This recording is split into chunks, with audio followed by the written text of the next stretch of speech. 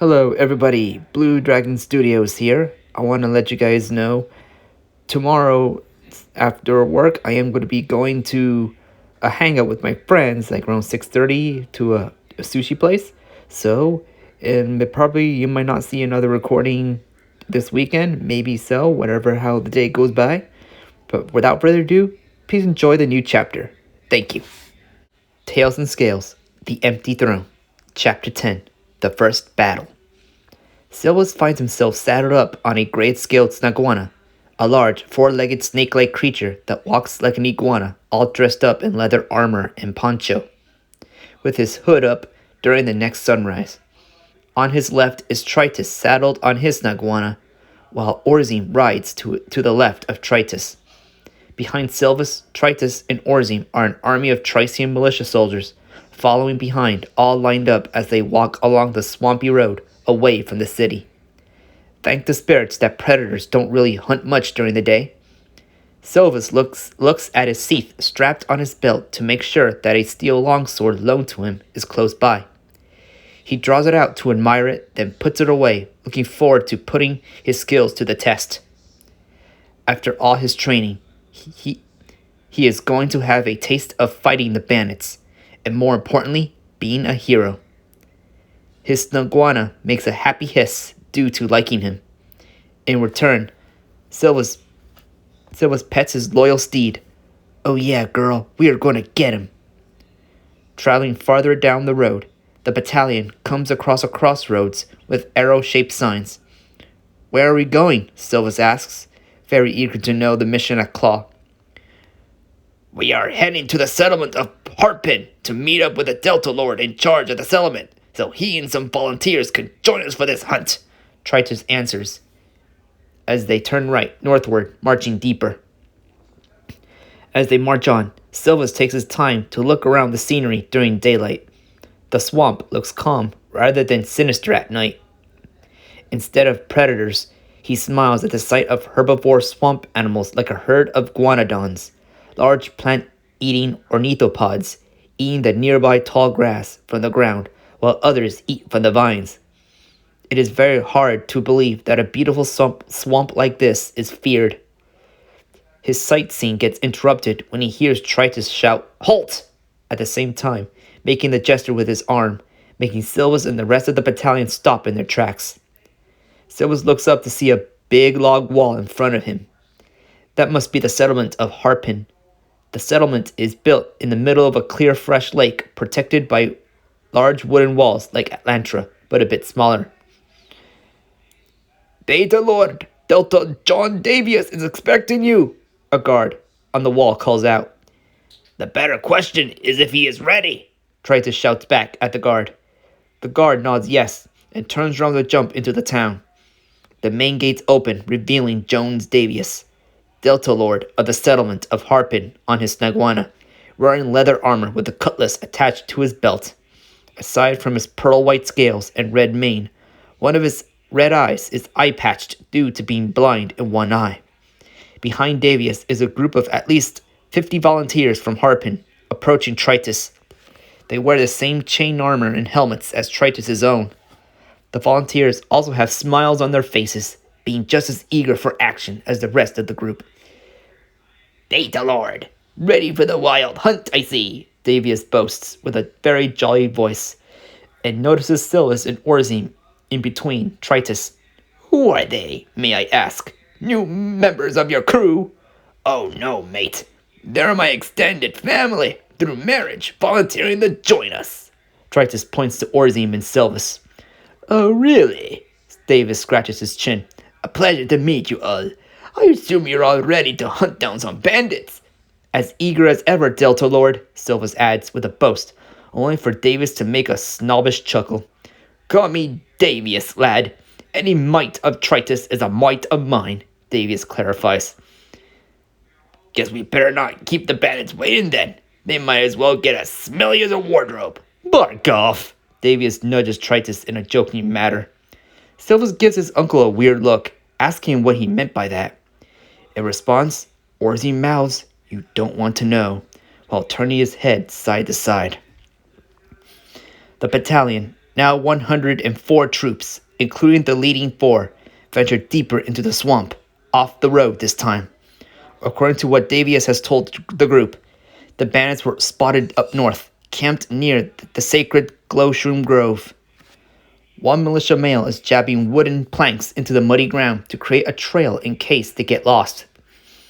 The entire Trician forces halt their tracks when they spot the purple glow in their sights, feet away from them within a veil of trees. So this is where they're hiding? Silvus asks Davius, who is in between Tritus and Orzine to the left.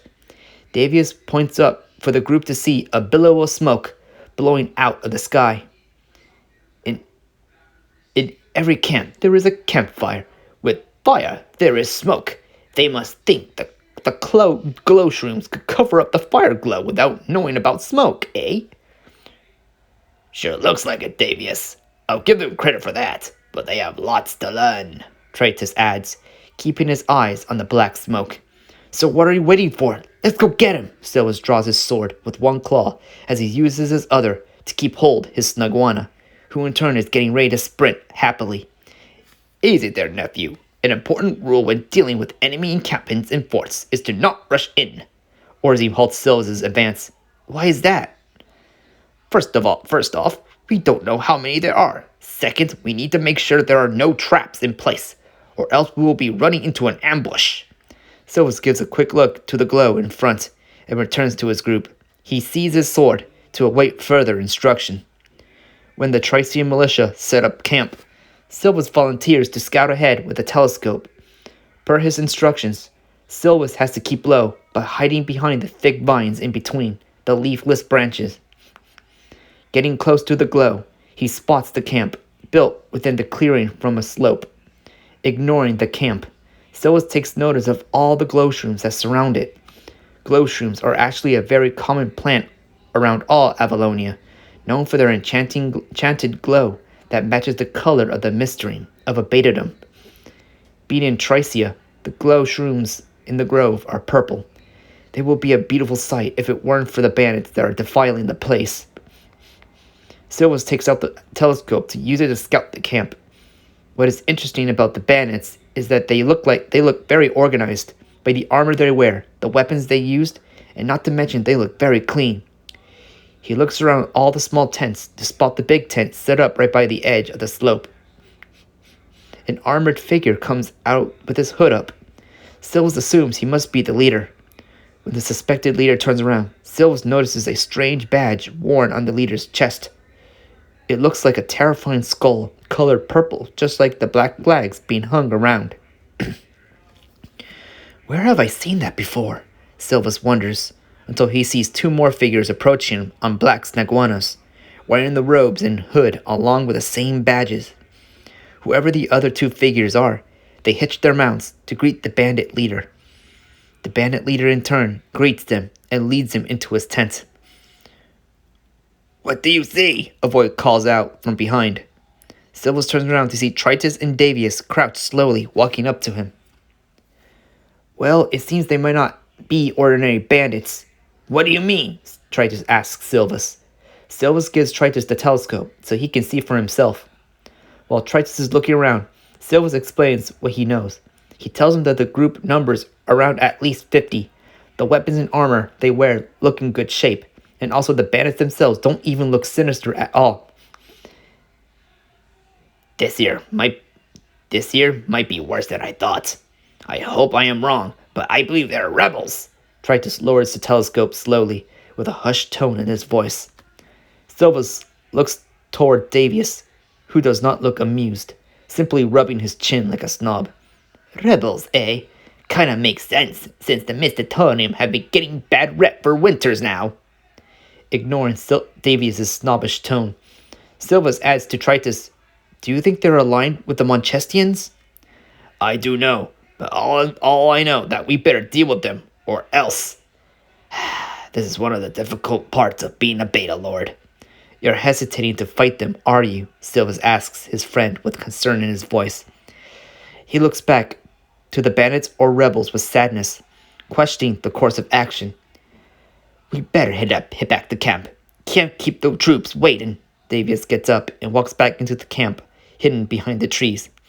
Silvus gets up, but with an expression of disgust, watching Davius heading back like a snob. Don't mind his snobbish attitude. He's just focused on being a Delta Lord. Tritus pats Silvus' shoulder and walks past him, even though it is true that they are not about to just even if though it is true, what they are now about to do just does not add up. Silvus looks back at the camp to see the bandits or rebels having a jolly time.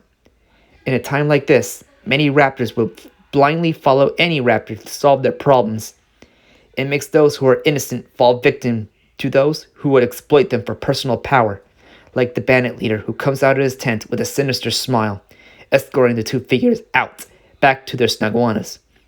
Silvus growls at the sight of them and clenches his talons into fists. They have a lot to answer for, manipulating the innocent to commit horrendous crimes. He turns around to head back to the camp.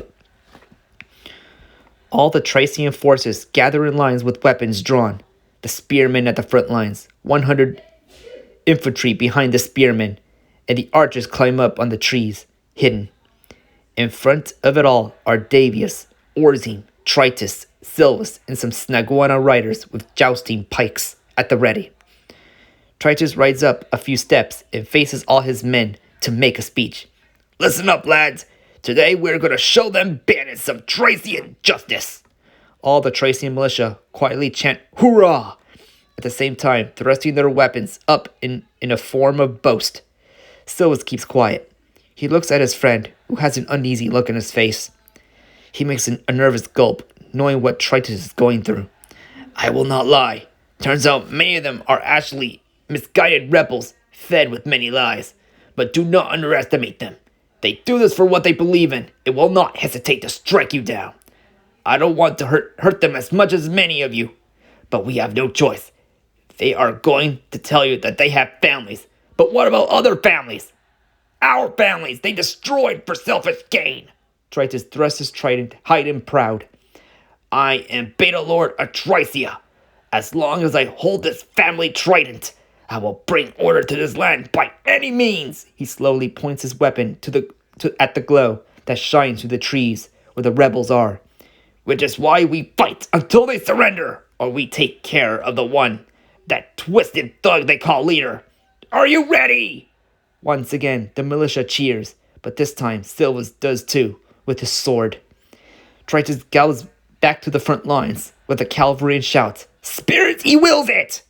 They begin to charge, with Silvus holding onto his mount. He feels his heart pounding fast, with his sword drawn. This is the moment he has been training for. Tonight, he is going to put his skills to the test. At the camp, the rebels are getting ready to pillage another settlement. At the main tent, the leader comes out with 2 swords on both claws.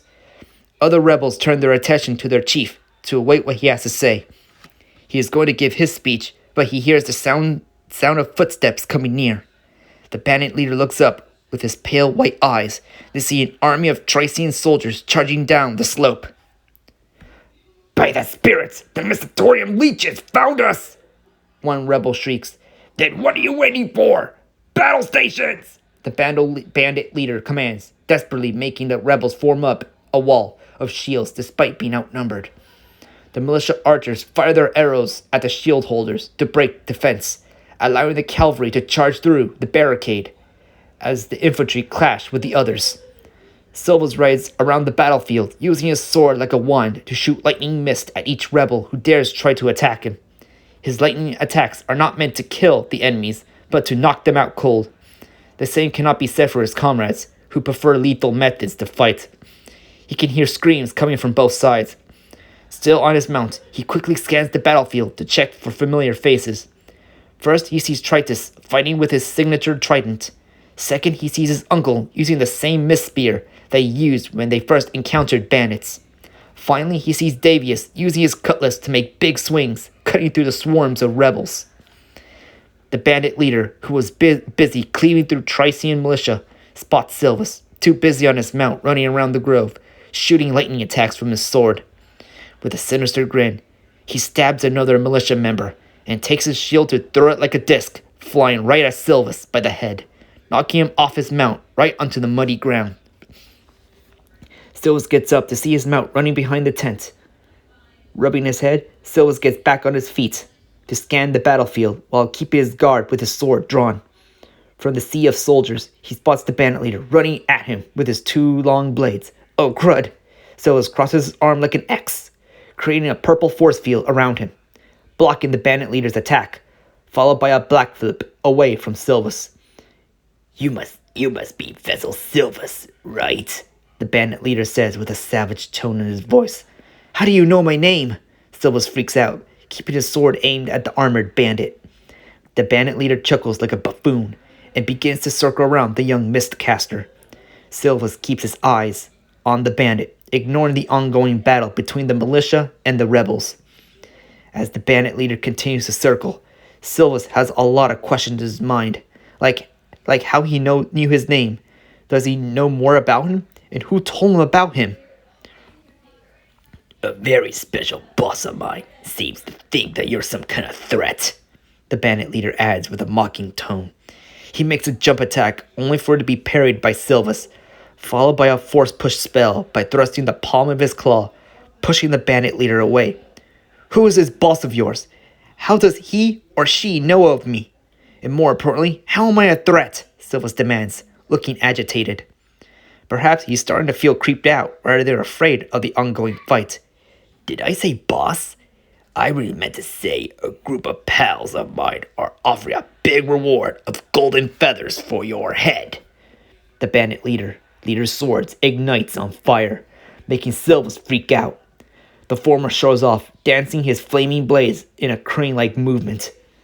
Silvus keeps his fearful eye on the flames, engulfing the swords. He begins to feel his claws shake, struggling to keep his grip on his sword.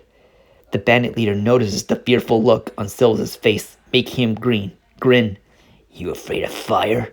You mist-wielding punk? The bandit leader mocks as he starts to walk forward. Silvus steps back as the battle around him moves into slow motion. His heart beats faster at the sight of the flaming swords being used by the bandit getting closer.